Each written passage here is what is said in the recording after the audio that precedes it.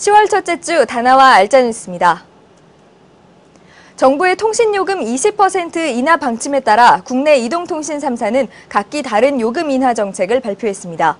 가입비부터 시작해 데이터 요금제 등 그 영역도 다양해 겉보기에는 마치 사용료가 크게 낮춰질 것처럼 비춰집니다. 소비자들이 과연 실질적인 요금 인하 혜택을 받을 수 있을까요? 자세한 소식 이진 기자가 전합니다.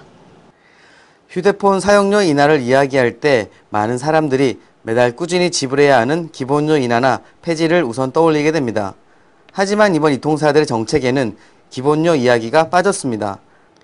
대신 SKT는 10초당 과금되던 방식을 초당 과금 체제로 전환한다고 밝혔습니다.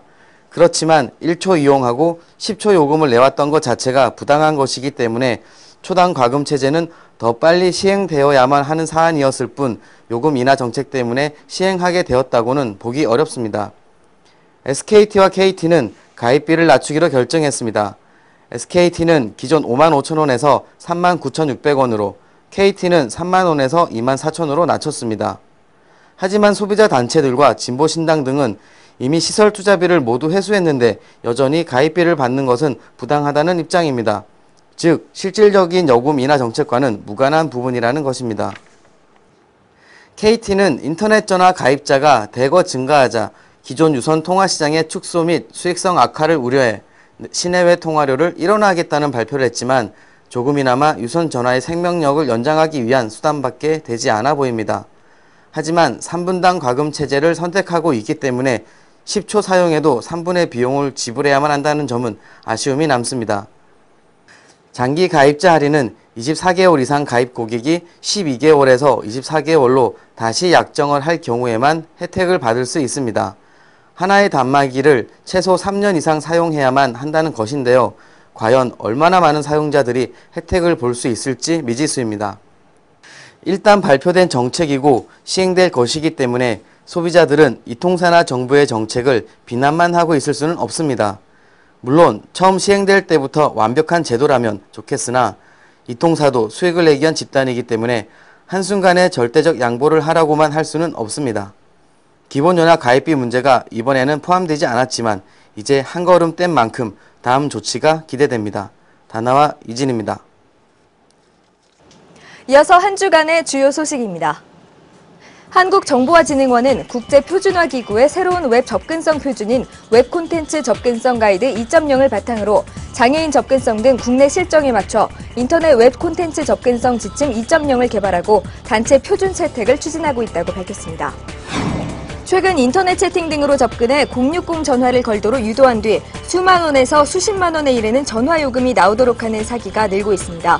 방송통신위원회는 이와 관련한 민원이 요즘 늘고 있다며 채팅 중 전화 요구 등에 세심한 주의를 기울일 것을 당부했습니다. 삼성전자와 LG디스플레이 등 관련 업계가 기존 백라이트 유닛 협력사 외에 추가 공급사를 물색하고 있습니다. 최근 LED 백라이트 유닛을 사용한 LCD TV 시장이 성장하며 국내 LCD 모듈 공급사 구도에 변화가 일고 있는 모습입니다. 마이크로소프트의 제품으로 추정되는 쿼트 키보드를 장착한 스마트폰 두 종류가 공개됐습니다. 이는 MS의 스마트폰 개발 계획의 일환이라고 IT 전문 블로그 기즈모도는 전했습니다. 한편 MS의 태블릿으로 보이는 동영상이 공개돼 네티즌들의 관심을 모으고 있습니다. SK텔레콤과 KT 등 5대 통신사의 미환급금이 약 120억 원에 달하는 것으로 나타났습니다. 한 관계자는 몇 해 전 대대적인 공지로 요금을 환급했으나 아직 수억 원대의 금액이 남아있다며 번호이동 등 통신사 해지 후 과오납한 사용료를 반드시 찾아가고 통신사는 이를 적극 홍보할 것을 당부했습니다. 일본 게임 업체 캡콤은 스트리트파이터4 최신작인 슈퍼 스트리트파이터4에 최초의 한국인 캐릭터 주리를 등장시킨다고 밝혔습니다. 주리는 태권도를 사용하는 여성 캐릭터입니다. 슈퍼 스트리트파이터4는 오는 2010년 봄 출시될 예정입니다.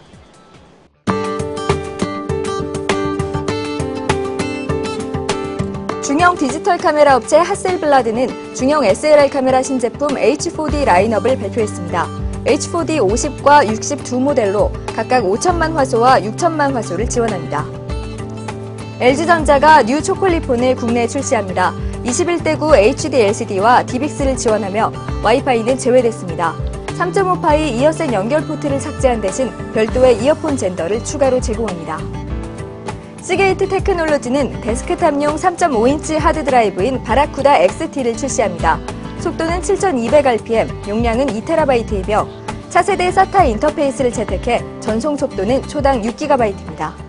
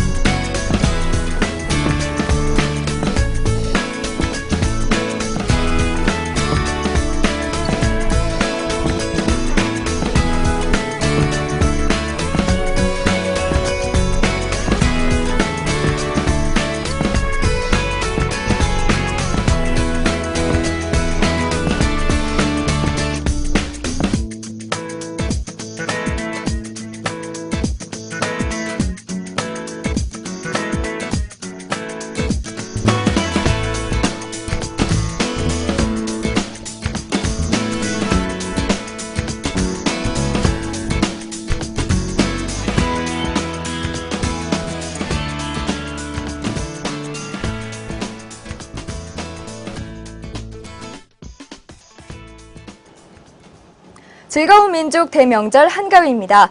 바쁜 일상 속 잠시나마 시간 내어 가족을 찾아가는 때인데요. 화기애애하고 화목한 연휴 보내시기 바랍니다. 저는 다음 시간에 다시 찾아뵙겠습니다. 고맙습니다.